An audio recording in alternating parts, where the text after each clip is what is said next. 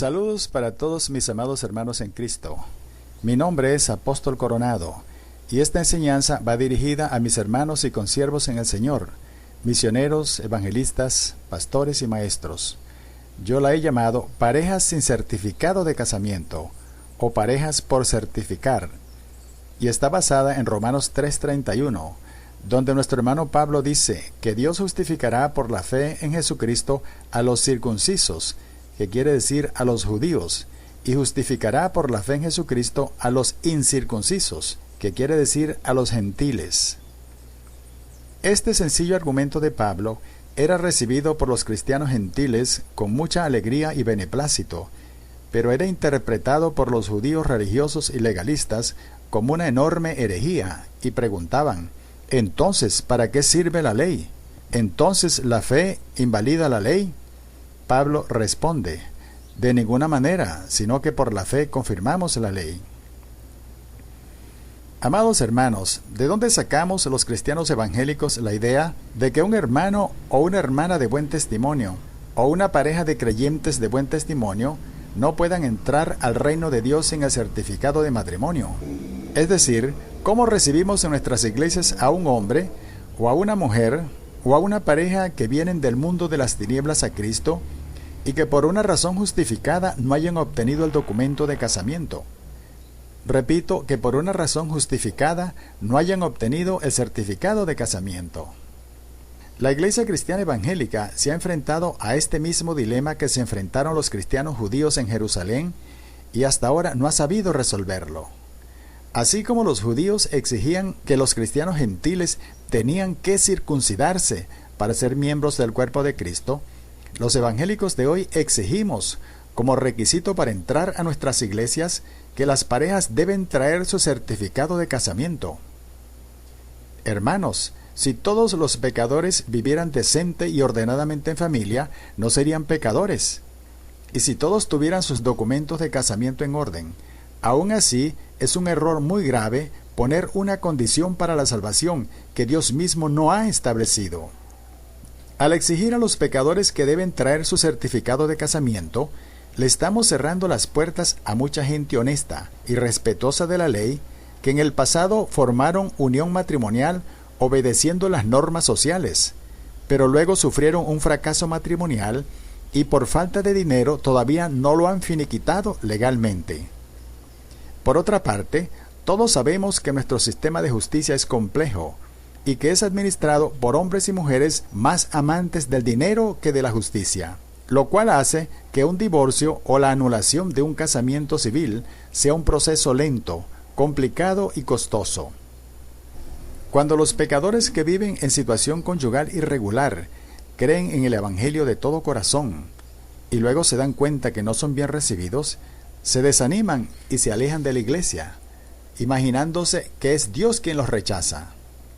Hay también muchos otros que han oído el Evangelio y quieren creer, pero como no tienen los documentos de casamiento en orden, no se atreven a dar el paso de fe, pues ya saben que serán discriminados y despreciados. Permítanme, amados hermanos, explicarles de dónde viene esta confusión, y para ello necesitamos hablar del matrimonio bíblico. El matrimonio es una institución sagrada porque fue creada por Dios, y su designio y voluntad es que la relación conyugal dure toda la vida.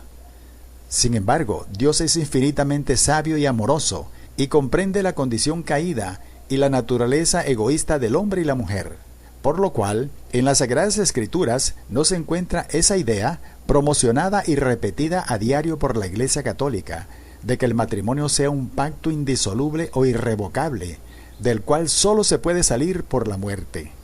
La Biblia, el documento de Dios para la humanidad, deja bien claro que hay al menos dos causas legítimas para el divorcio: la infidelidad conyugal y el abandono del hogar. De manera que si uno de los cónyuges rompe el compromiso matrimonial y abandona el hogar de manera permanente, el Creador da derecho al cónyuge agraviado al divorcio y por consiguiente al nuevo matrimonio. Véase Mateo 5:32, Mateo 19:9, Primera de Corintios 7:15 y muchos otros textos. Aquí tenemos por lo menos tres referencias importantes para estudiar y entender las circunstancias en las cuales Dios permite el divorcio. Sin embargo, la Iglesia Católica ha establecido sus propias reglas en este asunto y ha sembrado profundas dudas en las sociedades que han estado bajo su autoridad y bajo su influencia respecto al derecho que tiene un cónyuge agraviado al divorcio y a contraer nuevo enlace matrimonial. Su dogma sobre el matrimonio dice: el pacto matrimonial, por el cual el varón y la mujer constituyen entre sí un consorcio, es para toda la vida, y fue ordenado por Dios para el bien de los cónyuges, etcétera, etcétera. Canon 1055, Santo Sacramento Matrimonial. Basándose en este dogma, que fue elaborado por sus obispos en el siglo IV, Roma niega que puedan existir causas legítimas para el divorcio, y repite diariamente al pueblo católico que la unión conyugal, bajo toda circunstancia, tiene que ser hasta que la muerte los separe. Quien se divorcie comete pecado mortal, a no ser que se mantenga casto hasta la muerte. Si mientras su cónyuge vive forma nueva unión matrimonial, es excomulgado y convicto de pecado mortal de adulterio. Durante más de 1500 años, gran parte del mundo tuvo que soportar la mano de hierro de Roma, la cual, aprovechándose de la profunda oscuridad en que vivían los pueblos, les implantó sus dogmas, sus creencias, tradiciones, sus ritos y especialmente sus enseñanzas pseudosagradas acerca de la relación conyugal. Pero a partir del siglo XIX, las sociedades católicas comenzaron a rebelarse contra el sectarismo religioso de Roma y le quitaron de las manos la potestad que tenía para autorizar la unión conyugal y emitir certificados de matrimonio, y asumieron la administración de la unión conyugal, declarando el matrimonio como un acto civil. Asimismo, crearon un instrumento legal llamado Certificado de Matrimonio Civil y establecieron normas para reglamentar el divorcio.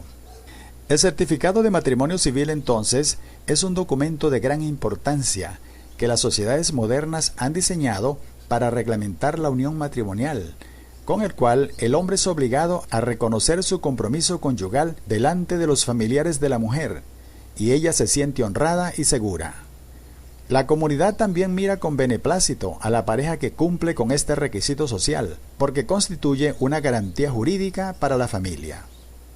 Es muy importante saber qué dice la ley acerca de una pareja que no posee certificado de casamiento. La ley considera el contrato de matrimonio civil como un derecho o un beneficio, por lo cual el Código Civil no considera delito si una pareja se forma sin hacer uso de este derecho. Por lo tanto, no prescribe ninguna sanción contra ellos. Esto es muy importante enfatizarlo. La ley no considera que una pareja que no tenga documento de casamiento esté cometiendo delito alguno. Se trata solo de una falta a una norma social que puede ser corregida por ellos en cualquier momento, acudiendo a las autoridades civiles y firmando el certificado de casamiento. Los religiosos, sin embargo, piensan muy distinto. Aunque ya no es competencia de la Iglesia Católica escribir y entregar certificados de casamiento, históricamente el clero ha causado gran daño moral a las parejas que no poseen certificado de casamiento, acusándolas de estar viviendo en concubinato y de que están cometiendo pecado mortal de fornicación o adulterio. La ley no tiene nada de qué acusarlos, pero los religiosos creen que tienen derecho a juzgarlos y condenarlos como inmorales. Los teólogos católicos, además, acusan al gobierno de usurpar funciones sagradas e insisten que el Creador encomendó a la Iglesia Católica Romana y a nadie más el oficio y el derecho de inaugurar, autorizar y certificar la unión conyugal de todos los habitantes de la tierra. Según ellos, es necesario que antes que el varón tenga contacto con la mujer, la relación conyugal sea santificada por los medios de gracia que Dios encomendó a la Iglesia. Esto quiere decir que quienes formen unión matrimonial y respetando el ritual de casamiento eclesiástico, cometen pecado mortal de fornicación, el pecado original por el cual, según ellos, Adán y Eva perdieron la gracia de Dios. Esto es sumamente importante mirarlo con detenimiento. ¿De dónde sacó Roma la idea de que el pecado por el cual Adán y Eva fueron echados del paraíso fue la fornicación?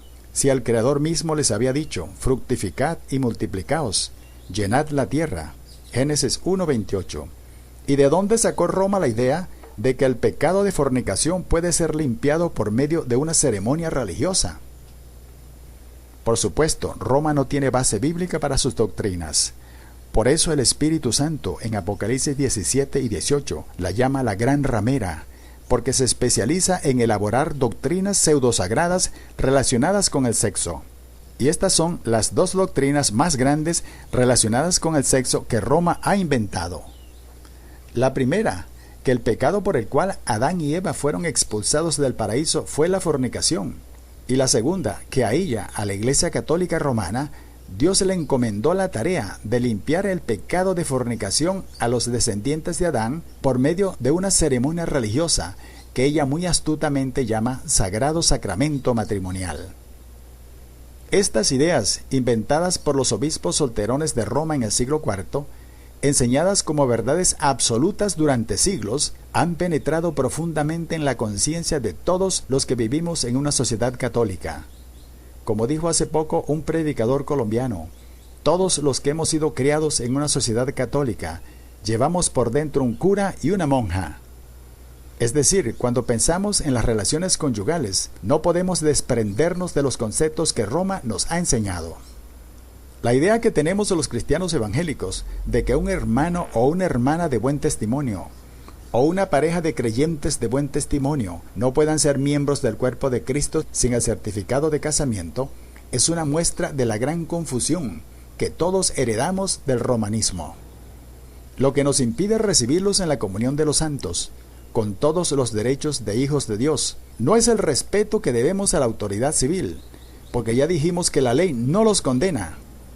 Lo que nos impide darles la bienvenida en nuestra comunión es la creencia, oculta en nuestro subconsciente, de que el matrimonio es un santo sacramento de la Iglesia y que una pareja que no posea certificado de casamiento está viviendo en concubinato, o lo que es lo mismo, pecado mortal de fornicación, y además que el pecado de fornicación es limpiado cuando la unión conyugal es bendecida por una autoridad eclesiástica, o en su defecto por la autoridad civil.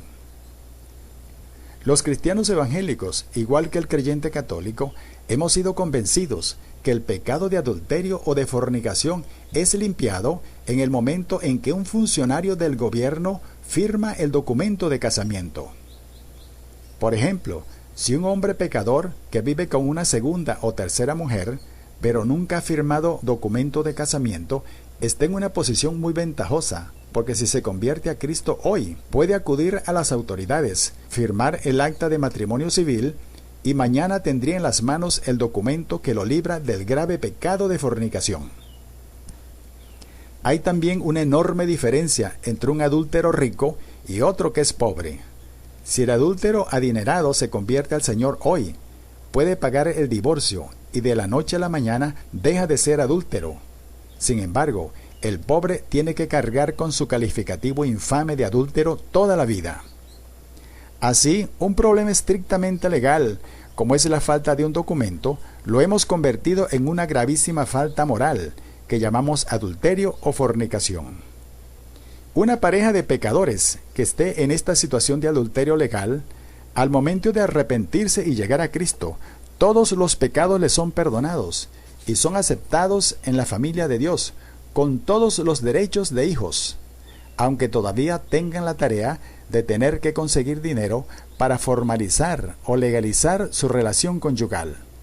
Sin embargo, los cristianos deberíamos saber que este tipo de adulterio entre comillas, o enredo legal, no tiene la más mínima importancia desde el punto de vista espiritual.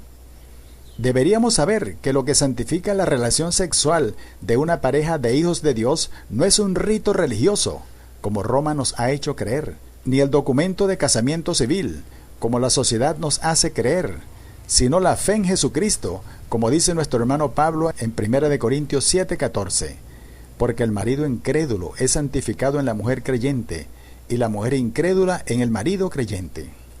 Repito, los cristianos deberíamos saber que el adulterio legal no tiene ninguna importancia desde el punto de vista espiritual. Y deberíamos saber que lo que santifica la relación sexual en una pareja de hijos de Dios no es un rito religioso, tampoco un certificado de matrimonio, sino la fe en Cristo, como dice nuestro hermano Pablo en 1 Corintios 7:14. En cuanto a las parejas que llegan a Cristo, donde ambos son solteros, deben obtener su documento de casamiento lo antes posible, a fin de dar buen testimonio a los familiares de la mujer, y para quitar el motivo de acusación a los religiosos, que siempre los vamos a tener en nuestro derredor. Según los expertos, cerca del 70% de la población del mundo vive en situación conyugal irregular. ¿Cómo haremos los cristianos para llevarles las buenas nuevas de salvación a esta gente sin poner sobre sus conciencias el peso de condenación que la religión les ha impuesto siempre? Les diremos que si creen en el sacrificio de Cristo son salvos, pero que seguirán siendo inmundos mientras no reciban la bendición de un religioso o mientras no consigan sus documentos de legalidad.